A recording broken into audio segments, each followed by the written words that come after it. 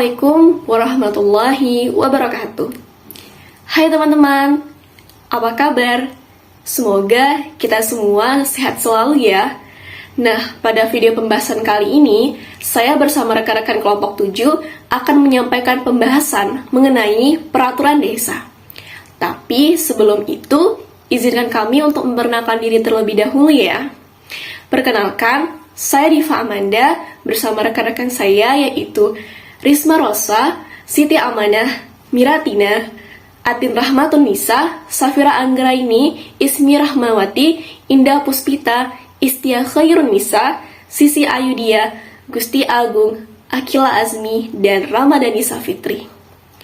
Nah, itulah tadi anggota dari kelompok 7. Let's go, kita langsung aja ke pembahasan kali ini ya.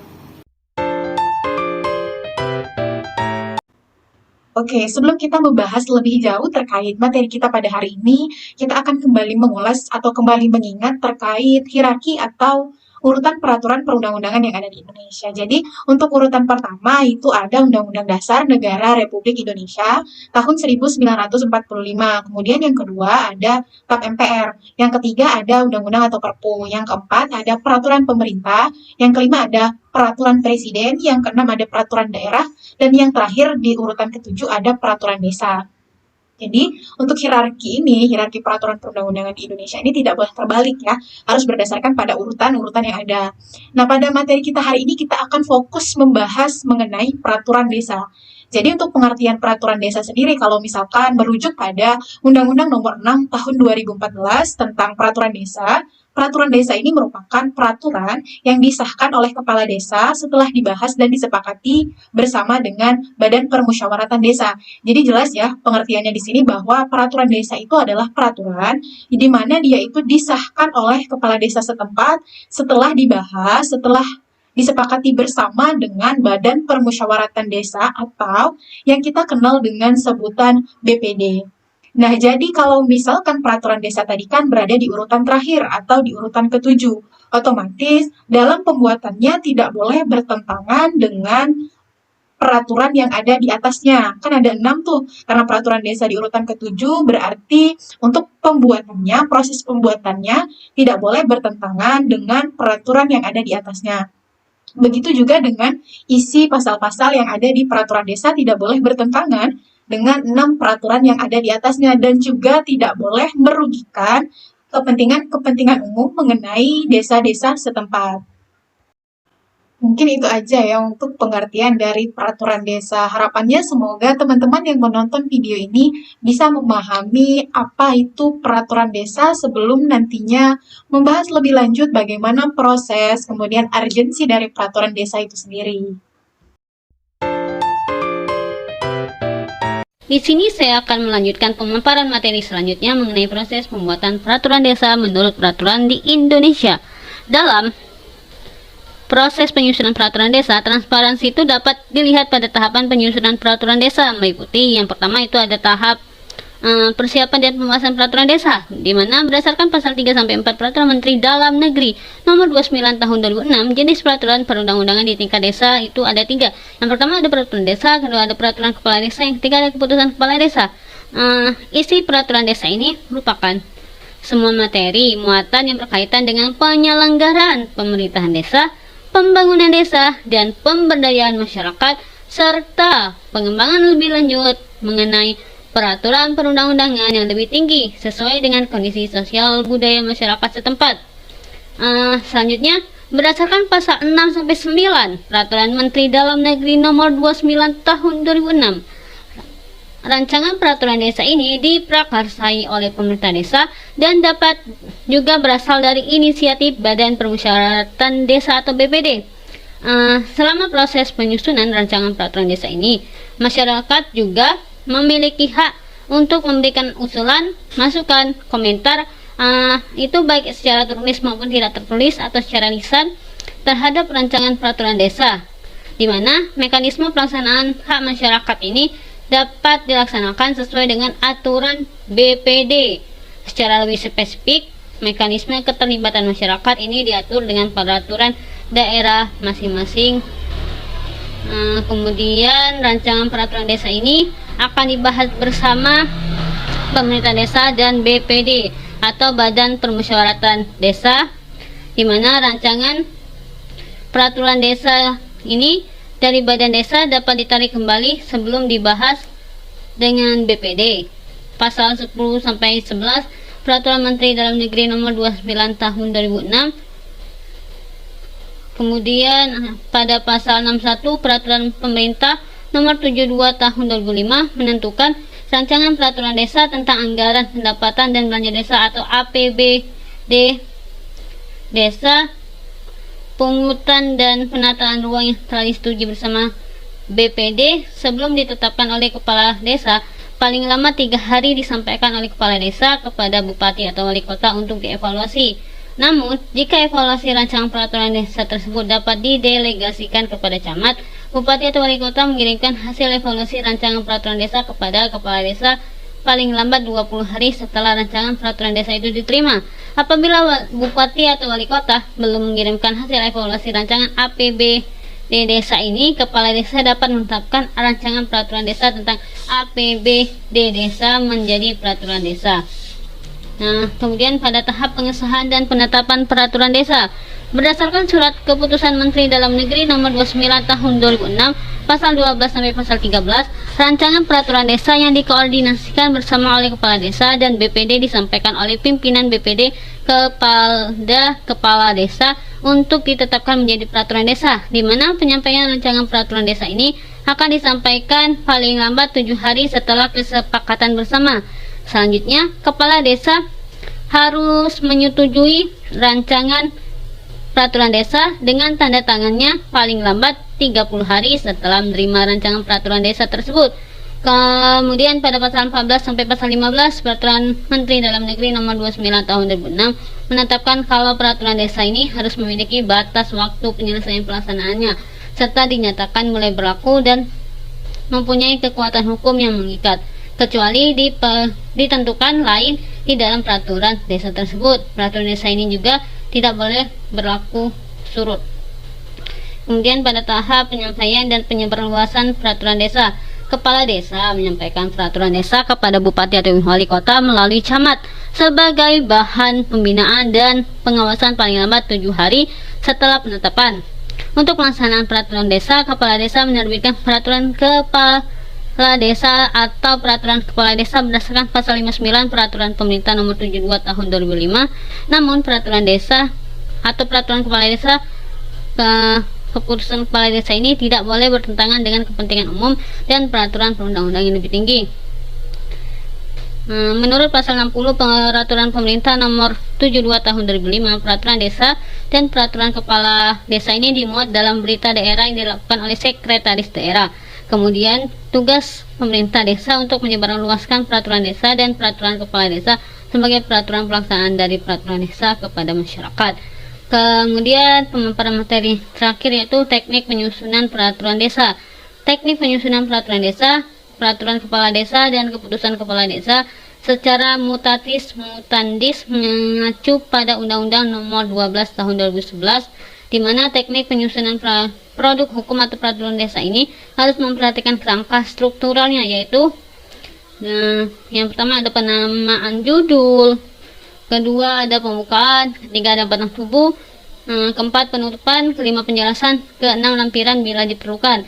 Mungkin materi yang saya sampaikan ini saja, selanjutnya akan disampaikan oleh rekan kelompok saya yang lain. Terima kasih. Halo, saya di sini akan menjelaskan tentang proses pembuatan peraturan desa menurut peraturan di Indonesia. Di sini saya akan melanjutkan poin nomor 5 dan poin nomor 6. Poin nomor 5 yaitu proses pembuatan peraturan desa menurut Undang-Undang Nomor 6 Tahun 2014 Bab 7 Pasal 69 Ayat 1 hingga Pasal 70 Ayat 1, yang dimana Pasal 69 Ayat 1 yang berbunyi jenis peraturan di desa terdiri dari peraturan desa, peraturan bersama kepala desa, dan peraturan kepala desa. Selanjutnya, yaitu pasal 70 ayat 1 yang berbunyi tentang peraturan bersama kepala desa merupakan peraturan yang ditetapkan oleh kepala desa dari 2 desa ataupun lebih yang melakukan kerjasama antar desa. Poin nomor 6 yaitu Badan Permusyawaratan Desa dalam Undang-Undang Nomor 6 Tahun 2014. Di sini ada pasal 55, pasal 61 dan pasal 62 menjelaskan tentang Badan Permusyawaratan Desa mempunyai fungsi. Fungsi yang pertama yaitu membahas dan menyepakati rancangan peraturan desa bersama kepala desa. Fungsi yang kedua yaitu menampung dan menyalurkan aspirasi masyarakat desa, dan yang ketiga melakukan pengawasan kinerja kepala desa. Di sini Badan Permusyawaratan Desa memiliki 3 hak. Yang pertama, mengawasi dan meminta keterangan tentang penyelenggaraan pemerintah desa kepada pemerintah desa. Yang kedua, menyatakan pendapat atas penyelenggaraan pemerintahan desa, pelaksanaan dan pembangunan desa, ada pembinaan kemasyarakatan desa, dan ada pemberdayaan masyarakat desa. Hak yang ketiga yaitu mendapatkan biaya operasional melaksanakan tugas dan fungsinya dari anggaran pendapatan dan belanja desa. Pasal 62 yaitu tentang hak dari anggota Badan Permusyawaratan Desa. Hak yang pertama yaitu 1, mengajukan usul ataupun rancangan tentang peraturan desa. Yang kedua, tentang mengajukan pertanyaan apa sih yang akan direncanakan oleh Badan Permusyawaratan Desa tersebut. Terus yang ketiga yaitu menyampaikan usul ataupun pendapat ataupun argumentasi. Yang keempat yaitu memilih dan dipilih. Yang kelima yaitu mendapat tunjangan dari anggaran pendapatan dan belanja desa, yang dimana tunjangan ini didapat dari suatu anggaran pendapat dan belanja desa yang akan dihakkan kepada Badan Permusyawaratan Desa. Halo teman-teman, perkenalkan nama saya Miratina. Di sini saya akan melanjutkan pembahasan mengenai fungsi peraturan desa. Untuk dapat menyelenggarakan pemerintahan desa secara baik dan efektif, maka diperlukan adanya produk hukum yang mengatur desa itu sendiri, berupa peraturan perundang-undangan yang terkait dengan desa, sumber daya manusia maupun kelembagaan desa, kondisi sosial dan ekonomi desa. Karena itu, dalam rangka penyelenggaraan pemerintahan desa, maka kepala desa diberi kewenangan untuk membentuk peraturan desa sebagaimana ditentukan dalam Undang-Undang Nomor 6 Tahun 2014 tentang desa.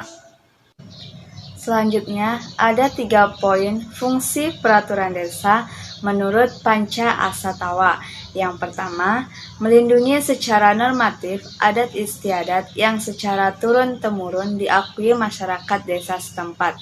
Yang kedua, menormalkan kewenangan-kewenangan yang menjadi desa, hak asal-usul desa, kewenangan kabupaten atau kota yang diserahkan, tugas pembantuan, dan kewenangan lain berdasarkan peraturan perundang-undangan di atasnya.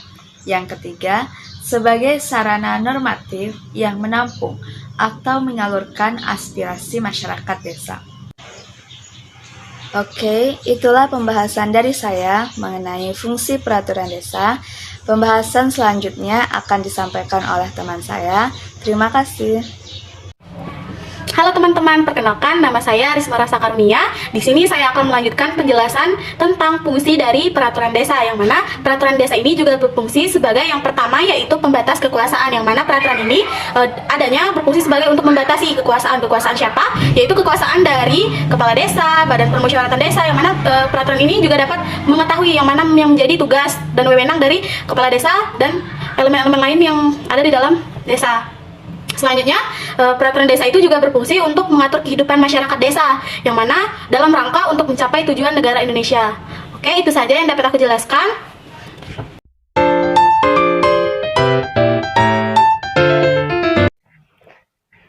Baik, di sini saya Gusti Agung Dirgantara ingin menjelaskan tentang urgensi peraturan desa. Jadi urgensi peraturan desa ini ada beberapa. Yang pertama yaitu sesuai prinsip negara hukum. Di sini maksudnya ialah untuk memberikan jaminan atau perlindungan dan kepastian hukum bagi masyarakat desa. Kemudian yang kedua yaitu untuk melindungi secara normatif adat istiadat dari masyarakat desa setempat. Kemudian yang ketiga untuk menormakan kewenangan-kewenangan yang dimiliki oleh desa secara turun-temurun. Kewenangan yang diserahkan oleh kabupaten atau kota, kewenangan dalam rangka tugas, pembantuan dan kewenangan lainnya menurut peraturan perundang-undangan di atasnya, serta sebagai sarana normatif untuk menampung dan menyalurkan aspirasi dari masyarakat. Yang keempat, memberdayakan masyarakat desa untuk meningkatkan kesejahteraannya sesuai dengan tujuan negara. Yang tertuang dalam alinea keempat pembukaan Undang-Undang Dasar Negara Republik Indonesia tahun 1945 sebagai pedoman kerja bagi semua pihak dalam menyelenggarakan pemerintahan desa, sehingga terciptanya tatanan kehidupan yang sesuai, selaras dan seimbang di desa. Yang kelima, memudahkan pencapaian tujuan dari desa melalui pembentukan, pelaksanaan, pengendalian, dan pengawasan peraturan desa. Kemudian yang terakhir atau yang keenam, meminimalisir kemungkinan terjadinya penyimpangan hukum. Mungkin sekian materi yang dapat saya jelaskan. Di sini saya akan menjelaskan mekanisme pembatalan peraturan desa.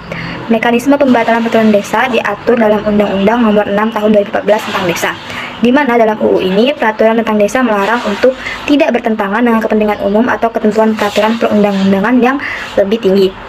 Dan juga UU ini mengatur secara rinci mengenai mekanisme pembatalan peraturan desa. Selain itu, dalam undang-undang ini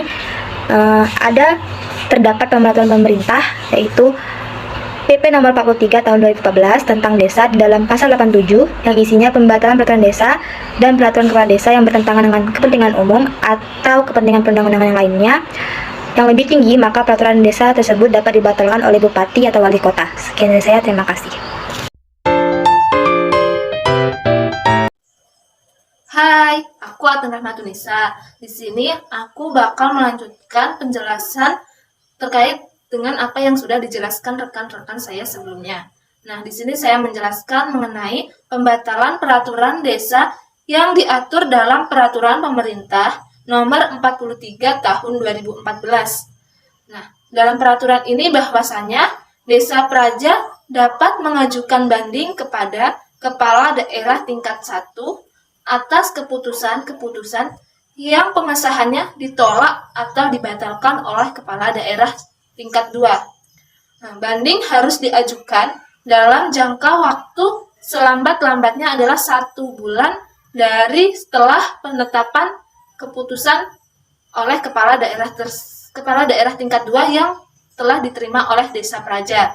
Nah, Desa Praja dalam waktu pengajuan banding tersebut harus tetap melaksanakan keputusan-keputusan yang telah diberikan oleh Kepala Daerah tingkat 2 atau harus ditaati keputusan-keputusan tersebut. Nah, Kepala Daerah tingkat 1 selambat-lambatnya dalam jangka waktu 6 bulan harus memberi keputusan terkait dengan banding tersebut. Itulah materi yang dapat saya berikan. Kurang lebihnya saya mohon maaf. Sekian, terima kasih. Di sini saya akan membacakan kesimpulan dari materi yang telah kelompok kami sampaikan. Diundangkannya Undang-Undang Nomor 6 Tahun 2014 tentang Desa membawa perubahan struktur pemerintahan desa bertempat pemerintah desa diberdayakan untuk mengelola dan mengelola urusan mereka sendiri. Rumah tangga desa termasuk pengelolaan keuangan desa. Kepala desa bertanggung jawab atas pengelolaan keuangan desa dan terus diawasi oleh BPD dan melibatkan masyarakat. Pengelolaan keuangan tingkat desa dapat dilakukan melalui perencanaan APBDes. Ini termasuk pendapatan dan pengeluaran, pengumpulan pendapatan dari pendapatan asli desa, alokasi anggaran desa, penerimaan dan pengeluaran negara, penerimaan pajak daerah sebagian, distribusi desa, dana desa yang sah, dan pendapatan lainnya. Itu saja kesimpulan dapat saya sampaikan. Terima kasih. Nah, itulah tadi materi mengenai peraturan desa. Semoga video pembelajaran kali ini dapat bermanfaat bagi kita semua.